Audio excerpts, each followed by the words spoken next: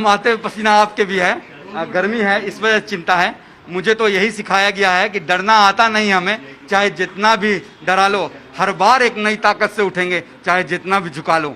जितनी बार भी आप मुझे प्रताड़ित करोगे, डॉक्टर कफील खान एक नए जोश से, एक नए उम्मीद से, एक नए संघर्ष के साथ फिर से वापस आएगा और अपना प्रोफेशन जो है डॉक्टरी का, उस पर मैं काम करता रहा। आया सुबह ऑर्डर मिल गया था मथुरा जेल को और उन्हें इमीडिएट रिलीज का था, फिर भी सरकार ने 12 घंटे लगाए छोड़ने में।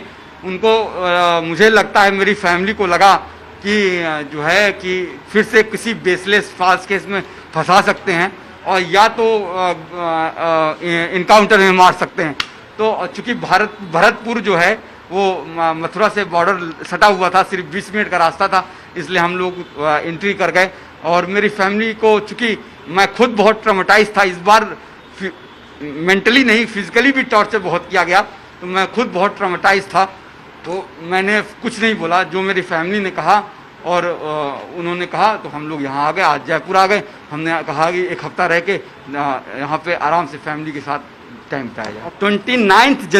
27 जनवरी को जब इंडिया में कोरोना प्रवेश भी नहीं किया था, पहला केस 30 जनवरी को आया है।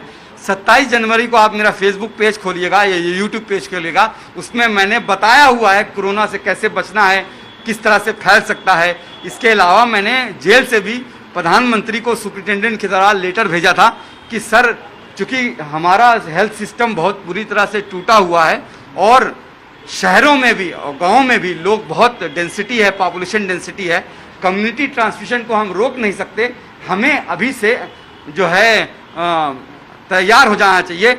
जब पहला केस आया था, मेरे ख्याल से गलती वहाँ हो गई, जब पहला 30 जनवरी को केस आया था, उसी वक्त शायद इंटरनेशनल फ्लाइट अगर पूरी तरह रोक दी जाती तो शायद हम कुछ अभी कंट्रोल कर सकते। आज हालत ये है कि हम दुनिया में सेकंड नंबर में, ब्राज़ील के प्रेसिडेंट बोल्सोनारो ने स्टेटमेंट दिया कि ये तो कोई वायरस भी, कोई बीमारी नहीं है।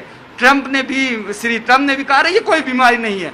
वही दो देश आज सबसे ज़्यादा परेशान हैं और वहीं सबसे ज़्यादा मौतें हुई हैं और हमारा देश भी वहीं को पिछाड़ता हुआ आज सेकंड नंबर पे पहुंचने जा रहा है। यूएस के जस्ट नीचे है। 60 से ज़्यादा हजार मौतें हो चुकी हैं। एक मौत भी अगर किसी फैमिली में होती है तो वो फैमिली जानती है कि उसके मैंने 103 कैंप हम लोगों ने रिकॉर्ड एक साल में 2019 में हम लोगों ने किया था और 50,000 बच्चों को पूरा ऑल ओवर इंडिया में घूम के देखा था मैंने। और मैंने एक महसूस किया कि BRD oxygen tragedy was just a brutal face of a broken health system. तो मुझे पता है कि किस तरह से हमारा सिस्टम टूटा हुआ है।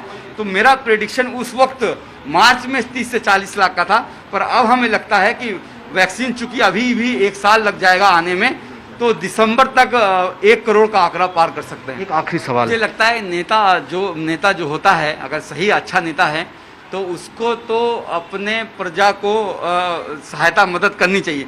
अगर प्रियंका जी ने, चाहे अखिलेश जी ने, चाहे किसी ने भी चाहे बामसेब ने मेरे परिवार को मदद किया है, तो उसका कोई पॉलिटिकली मोटिव हो वो मैं नहीं जानता।